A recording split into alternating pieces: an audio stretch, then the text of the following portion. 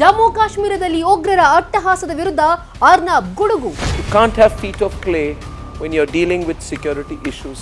We need a permanent solution. Arnab ಖಡಕ್ ಮಾತು. My only request to the government is make things all right.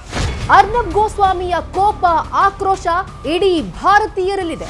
Arnab ಕೇಳ್ತಿರೋ final solution ಇಡೀ ಭಾರತದ demand. The problem in our country is we don't talk straight. Jammu ಕಾಶ್ಮೀರದಲ್ಲಿ ಚುನಾವಣೆ ಅವಶ್ಯಕತೆನೇ ಇರಲಿಲ್ಲ. We must get our security internal external right. Omar ಅಬ್ದುಲ್ಲಾನನ್ನ ತರಾಟೆಗೆ ತೆಗೆದುಕೊಂಡ Arnab. There is no point trying to dilute the truth. ನಮಸ್ಕಾರ ವೀಕ್ಷಕರೇ. ಕಣಿವೆನಾಡು ಜಮ್ಮು ಕಾಶ್ಮೀರದ ಪೆಹಲ್ಗಾಮ್ನ ಬೈಸಾರ್ನಲ್ಲಿ ಪ್ರವಾಸಿಗರನ್ನ ಈ ನರ ರಾಕ್ಷಸರು ಉಗ್ರರು ನರಮೇಧ ಮಾಡಿದ್ದಾರೆ. ಅವರೆಲ್ಲರೂ ಕೂಡ ತಮ್ಮ ಕುಟುಂಬದ ಜೊತೆಗೆ ಒಂದು ಸುಂದರವಾದ ಕ್ಷಣವನ್ನು ಕಳಿಬೇಕು ಅಂತ ಬಂದಿದ್ದರು.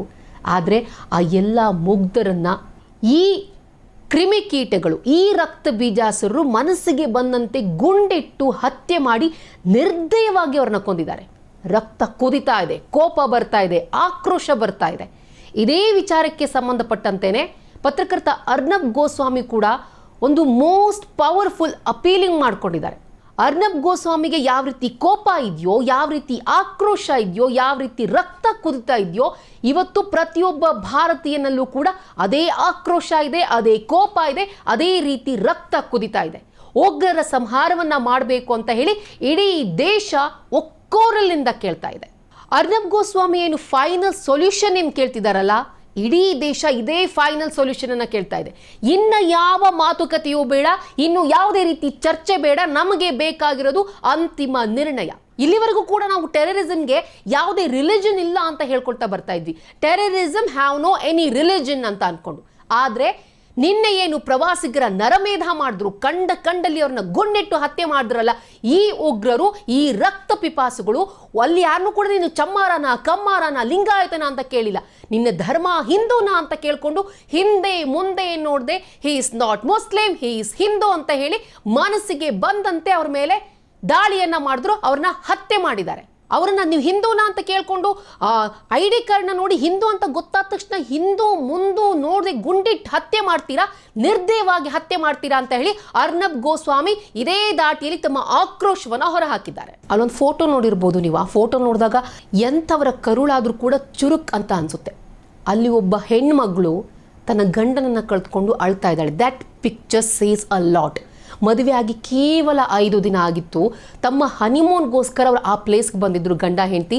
ನೇವಿ ಆಫೀಸರ್ ಹಿಂದೂ ಅನ್ನೋ ಕಾರಣಕ್ಕೆ ಇದೇ ರಕ್ತ ಬೀಜಾಸುರರು ಮನಸ್ಸಿಗೆ ಬಂದಂತೆ ಆತನಿಗೆ ಗುಂಡಿಟ್ಟು ಹತ್ಯೆ ಮಾಡಿದ್ದಾರೆ. ಈ ರೀತಿ ಸೋಗಲಾಡಿತನದಿಂದಾನೇ ಜಮ್ಮು ಕಾಶ್ಮೀರ ಹೀಗಾಗಿರೋದು. ಅಫ್ಕೋರ್ಸ್ ಈಗ ಭಾರತ ಬದಲಾಗಿದೆ. ಟೆರರಿಸ್ಟ್ ಅಟ್ಯಾಕ್ ಆಗಿದೆ, ಅದು ಟ್ರಾಜಿಡಿ. ಡಿಸ್ಪೈಟ್ ಆಫ್ ದಿಸ್ ಈಗ ಕಾಶ್ಮೀರ ಬದಲಾಗಿದೆ. ಯಾಕಂತ ಹೇಳಿದ್ರೆ ಮೊದಲೆಲ್ಲ ಈ ರೀತಿ ಉಗ್ರರ ದಾಳಿ ಆದಾಗ ಅಲ್ಲಿರುವಂಥ ಸ್ಥಳೀಯರೇ ಕಲ್ಲು ತೂರಾಟವನ್ನು ನಡೆಸಿ ಅವ್ರನ್ನ ಪ್ರೊಟೆಕ್ಟ್ ಮಾಡುವಂತಹ ಹಂತಕ್ಕೆ ಹೋಗ್ತಾ ಇದ್ರು. ಸೇನೆ ಜೊತೆಗೆ ಅವರೇನೆ ಘರ್ಷಣೆಗಿಳಿತಾ ಇದ್ರು. ಆದರೆ ನಿನ್ನೆ ಹಂಗಾಗಿಲ್ಲ. ಟೆರರಿಸ್ಟ್ಗಳ ವಿರುದ್ಧವೇ ಅಲ್ಲಿನ ಜನ ಪ್ರೊಟೆಸ್ಟ್ ಮಾಡಿದ್ದಾರೆ. ಈ ರೀತಿಯ ಅನೇಕ ಸೈನ್ಗಳಿವೆ. ಈ ಬದಲಾವಣೆ ಪರ್ಮನೆಂಟ್ ಆಗಬೇಕು ಅಂತ ಹೇಳಿದ್ರೆ, ಫಲ ಕೊಡಬೇಕು ಅಂತ ಹೇಳಿದ್ರೆ, we need a final solution. ಇದೇ ಫೈನಲ್ ಸೊಲ್ಯೂಷನ್ ಬಗ್ಗೆ ಅರ್ನಬ್ ಗೋಸ್ವಾಮಿ ಮಾತನಾಡಿದ್ದಾರೆ. This is one of the most powerful appeals.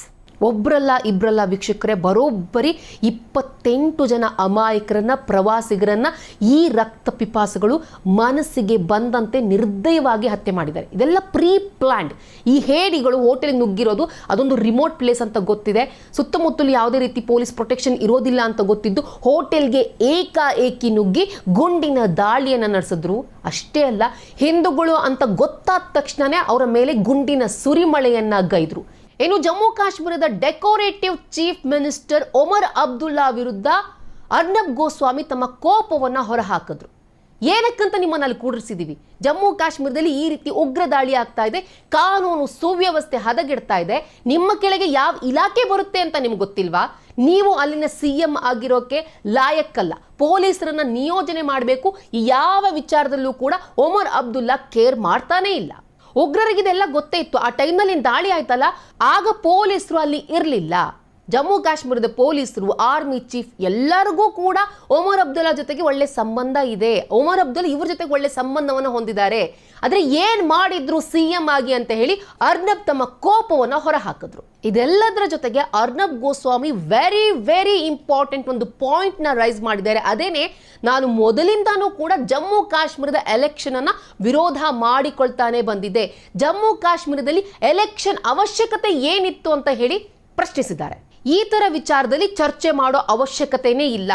ಕೋರ್ಟ್ನಲ್ಲಿ ಪಿಟಿಷನ್ ಮೇಲೆ ಪಿಟಿಷನ್, ವಾದ ಯಾಕೆ ಬೇಕು?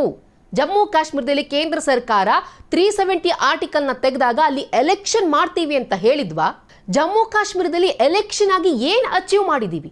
ನಿಮ್ಮ ರಾಜಕೀಯ ಲಾಭಕ್ಕಾಗಿ ಆ ಮುಗ್ಧ ಜನ ತಮ್ಮ ಪ್ರಾಣವನ್ನ ಕಳ್ಕೊಳ್ಬೇಕಾಗಿತ್ತಾ? ಆ ಮುಗ್ಧ ಜನ ತಮ್ಮ ಪ್ರಾಣ ಬಲಿ ಕೊಡಬೇಕಾಗಿತ್ತಾ ಅಂತ ಹೇಳಿ ಒಂದು ವ್ಯಾಲಿಡ್ ಕ್ವೆಶ್ಚನ್ ಅನ್ನ ಕೇಳಿದ್ದಾರೆ ಅರ್ನಬ್. ಈ ವಿಡಿಯೋ ನೋಡಿ. ಪ್ರವಾಸಿಗರು ಸುಂದರವಾದ ಕ್ಷಣವನ್ನ ಕಳೆಯೋದಕ್ಕೋಸ್ಕರ ಕಾಶ್ಮೀರಕ್ಕೆ ಹೋಗಿದ್ರು. ಆದರೆ ಉಗ್ರರು ಒಮ್ಮಿಂದೊಮ್ಮೆಲೆ ನುಗ್ಗಿ ಗುಂಡಿನ ದಾಳಿಯನ್ನು ನಡೆಸಿದ್ರು. ಈ ವ್ಯಕ್ತಿ ಹೇಗೆ ಓಡ್ ಬಂದು ತನ್ನ ಪ್ರಾಣವನ್ನ ಕಾಪಾಡಿಕೊಂಡೆ, ದೇವರು ನನ್ನ ಪ್ರಾಣನ ಕಾಪಾಡ್ದ ಅಂತ ಹೇಳ್ಕೊಂಡು ವಿಡಿಯೋ ಮಾಡ್ಕೊಂಡು ಬರ್ತಿದ್ದಾರೆ.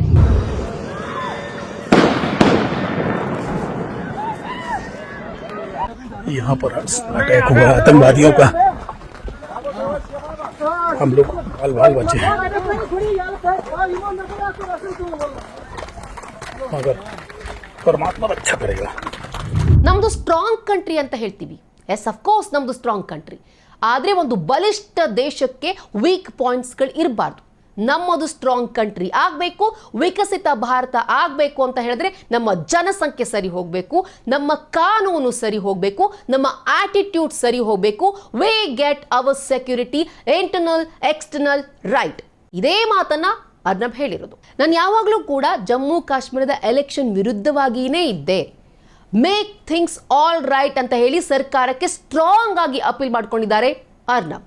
ಡೀಪ್ ಸ್ಟೇಟ್ ಮುಖಾಂತರವೇ ಆಗಿರ್ಬೋದು, ಹಾರ್ಡ್ ಸ್ಟೇಟ್ ಮುಖಾಂತರವೇ ಆಗಿರಬಹುದು, ಯಾವುದೋ ಒಂದು ನಿಟ್ಟಿನಲ್ಲಿ ಇಲ್ಲಿ ಹೆಲ್ಪಿಂಗ್ ಹ್ಯಾಂಡ್ ಆಗಲಿ, ಹೀಲಿಂಗ್ ಹ್ಯಾಂಡ್ ಆಗಲಿ, ಬ್ಯಾಂಡೇಜ್ಡ್ ಹ್ಯಾಂಡ್ ಆಗಲಿ, ಯಾವುದೇ ಸಿಂಬಾಲಿಸಮ್ ಕೂಡ ಪಾಕಿಸ್ತಾನದ ವಿಚಾರದಲ್ಲಿ ಹೆಲ್ಪ್ ಆಗಲ್ಲ.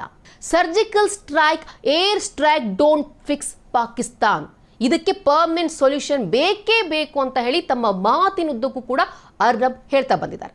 ಇನ್ನು ಇದೇ ಟ್ರಾಜಿಡಿಯಲ್ಲಿ ನಮ್ಮ ಕರ್ನಾಟಕದ ಉಗ್ರರ ದಾಳಿಗೆ ಬಲಿಯಾಗಿದ್ದಾರೆ. ಅದರಲ್ಲಿ ಒಬ್ಬ ಉದ್ಯಮಿ ಮಂಜುನಾಥ್ ಅವರನ್ನ ಪತ್ನಿ ಮತ್ತು ಅವರ ಮಗನ ಎದುರಿಗೇನೆ ಈ ಉಗ್ರರು ನಿರ್ದಯವಾಗಿ ಹತ್ಯೆ ಮಾಡಿದ್ರು. ಆಗ ಅವ್ರ ಹೆಂಡತಿ ಹೇಳ್ತಾರಂತೆ, ನನ್ನನ್ನು ಕೂಡ ಸಾಯಿಸ್ಬಿಡಿ ಅಂತ ಹೇಳಿ. ಇಲ್ಲ, ಹೋಗಿ ಮೋದಿ ಹತ್ರ ಹೋಗಿ ಹೇಳು ಉಗ್ರರು ಬಂದು ಸಾಯಿಸಿದ್ರು ಅಂತ ಹೇಳ್ಕೊಂಡು ಅನ್ನೋ ರೀತಿಯಲ್ಲಿ ಅಮಾನವೀಯವಾಗಿ ವರ್ತಿಸಿದ್ರು ಈ ಉಗ್ರರು. ನಮ್ಮಲ್ಲಿ ಸ್ಟ್ರಾಂಗ್ ಪ್ರೈಮ್ ಮಿನಿಸ್ಟರ್ ಇದ್ದಾರೆ.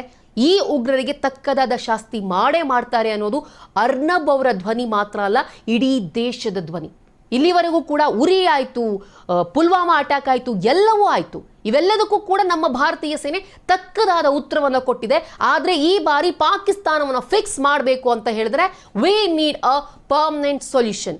ಅರ್ನಬ್ ಗೋಸ್ವಾಮಿ ಅವರ ಆಕ್ರೋಶ ಭರಿತ ಮಾತು, ಅರ್ನಬ್ ಗೋಸ್ವಾಮಿ ಅವರ ಸ್ಟ್ರಾಂಗ್ ಅಪೀಲೆ ಇಡೀ ದೇಶದ ಅಪೀಲ್ ಆಗಿದೆ.